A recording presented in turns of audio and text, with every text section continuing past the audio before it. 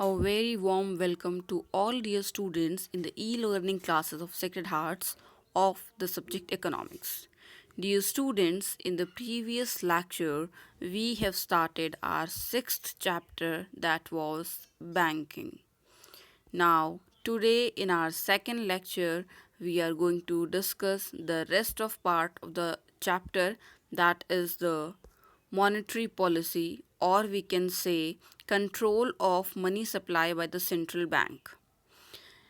If we talk about the topic that is the control of money supply by the central bank or the credit supply by the central bank, then the exclusive right of money supply or credit supply is having with the central bank, that is the Reserve Bank of India.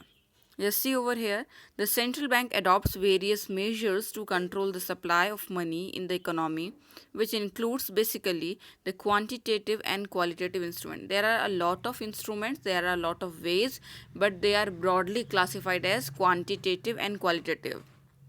And in today's lecture, we are going to discuss about the quantitative instrument and its different elements. So let's start. Quantitative instruments of credit control. Now the first question arises, what is the quantitative instrument? So dear student, quantitative instruments are those instruments of credit control which focus on the overall supply of money in the economy.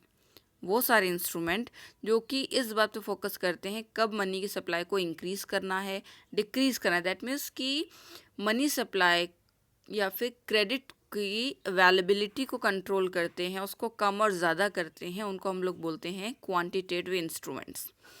Now in the quantitative instrument there are different elements. The very first one is the bank rate.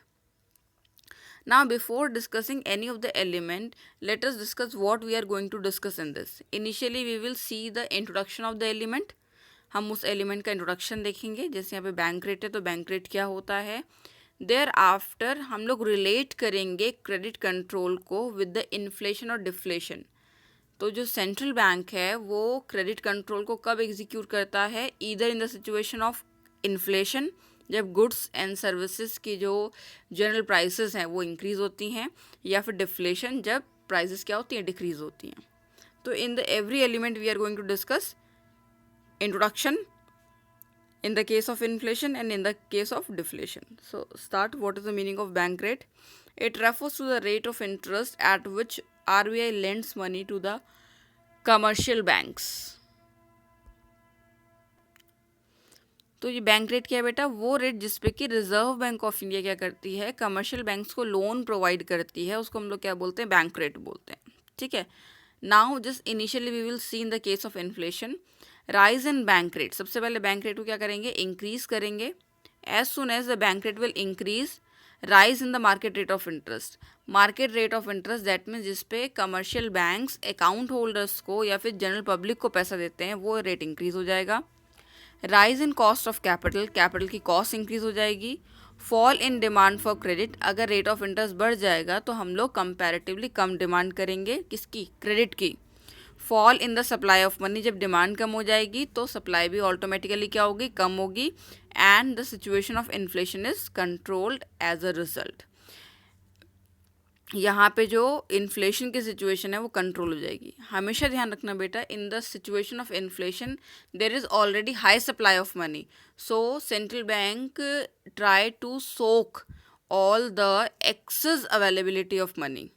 और deflation में क्या होता है, money की deficiency होती है, तो central bank extra liquidity को क्या करता है, इंट्रोड्यूस करता है. अब डिफ्लेशन में देखते हैं, fall in bank rate, bank rate को डिक्रीज कर देंगे. अगर बैंक रेट डिक्रीज होगा, fall in the market rate of interest, market rate of interest कम हो जाएगा. If the market rate of interest will reduce, तो कॉस्ट ऑफ कैपिटल डिक्रीज हो गई.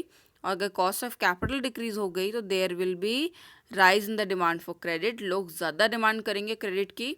If people will demand more तो उसकी supply increase होगी. And when people will take more and more amount of loan, तो जो अवेलेबिलिटी मनी की पहले कम थी इकोनॉमी में वो सॉल्व हो जाएगी. दैट मीन्स कि डिफ्लेशन की सिचुएशन सॉल्व होगी. So this is about the bank rate and how it can be used in the case of inflation and deflation. Now the second element, that is the open market operations. What is open market of operations? It refers to sale and purchase of securities in the open market by the Reserve Bank of India on the behalf of government. जब reserve Bank of India security को purchase और cell करता है government के behalf पे, उसको हम लोग बोलते हैं open market operations. And sale of securities by RBI. RBI क्या करती है इन्फ्लेशन के टाइम पे?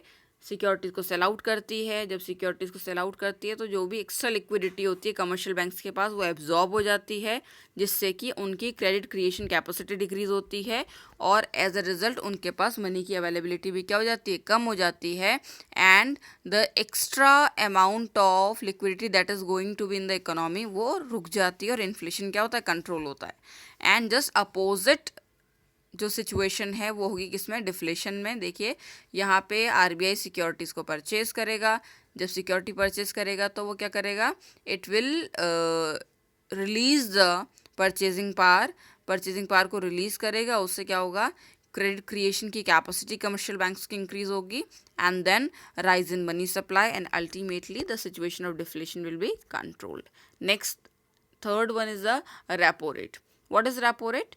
Repo rate refers to the rate at which RBI offers short period loans to the commercial banks by buying the government securities in the open market operation. Bank rate और repo rate में basic सा difference है. Repo rate आपका कितने time के लिए होता है? शॉर्ट पीरियड के लिए होता है. That's it. इसको हम लोग क्या बोलते हैं? रीपर्चेज रेट भी बोलते हैं. अब इसको हम लोग रिलेट करते हैं इन्फ्लेशन और डिफ्लेशन से. Rise in repo rate, rise in cost of capital. Repo rate increase होगा तो आपकी कैपिटल की कॉस्ट इंक्रीज होगी. If the cost of capital will increase then the demand for credit और loans will decrease, supply will decrease and ultimately the inflation will be controlled and the reverse mechanism will be there in the situation of deflation. Now the fourth element, that is the reverse repo rate. It is just opposite mechanism of the repo rate. What is this? The rate at which RBI accepts deposit from the commercial banks. वो rate जिस पे कि RBI क्या करती है? Commercial bank के deposits को accept करती है. दैट मीन्स कि जब commercial bank reserve Bank of India के पास अपना कुछ पैसा डिपॉजिट करते हैं तो जो rate of interest Reserve Bank of India commercial banks को देती है उसको हम लोग बोलते हैं reverse repo rate and it is also known as reverse repurchase rate. Now we are relating it with the initially with the deflation. Fall in reverse repo rate. सबसे पहले क्या करेंगे? रिवर्स रेपो रेट को decrease करेंगे तो क्या होगा? Less funds are parked with the commercial bank. अब कमर्शियल बैंक के पास जो फंड्स हैं जो कि किसके पास हैं? रिजर्व बैंक ऑफ इंडिया के पास हैं, वो क्या हो जाएंगे? बट ऑब्वियसली बात है डिक्रीज हो जाएंगे. Now if that fund will decrease that means कि more funds are use as CRR. अब बैंक्स के पास ज़्यादा फंड्स है किसके लिए? क्रेडिट प्रोवाइड करने के लिए. अगर फंड ज़्यादा है तो बट ऑब्वियस सी बात है supply of the money will increase and the deflation will be controlled in the vice versa situation in the condition of inflation. यहाँ पहले रिवर्स रेपो रेट को राइज करेंगे. रिवर्स रेपो रेट को rise करने के बाद जो आपके फंड्स हैं, जब आपको रेट ऑफ इंटरेस्ट ज़्यादा मिलेगा कमर्शियल बैंक्स को तो वो ज़्यादा से ज़्यादा मनी क्या करेंगे? रिजर्व बैंक ऑफ इंडिया के पास पार्क करेंगे. If they will park more amount of money with the Reserve Bank of India, they will be left with the less available amount of money. If they will be available with the less amount of money, तो उनकी money supply भी decrease हो जाएगी and in this way the inflation will be controlled. Next देखिए बेटा, cash reserve ratio. इसको हम लोग शॉर्ट में CRR भी बोलते हैं, cash reserve ratio. So what is this? It refers to the minimum percentage of bank's total deposit required to be kept with the Reserve Bank of India in the form of security. Total जितने deposits आए हैं उसका कुछ एक certain percentage, वो हो सकता है 2%, 3%, 4%, whatever it is decided by the Reserve Bank of India. So एक मिनिमम परसेंटेज क्या करना होता है? हर एक कमर्शियल बैंक को रिजर्व बैंक ऑफ इंडिया के पास डिपॉजिट करना होता है. That is known as cash reserve ratio. Now if there will be rise in CRR तो क्या होगा? Cash reserve for a given amount of deposits. ठीक है, जो आपके जो राइज इन कैश रिजर्व, जो आपके कैश रिजर्व हैं वो क्या हो जाएंगे? इंक्रीज हो जाएंगे.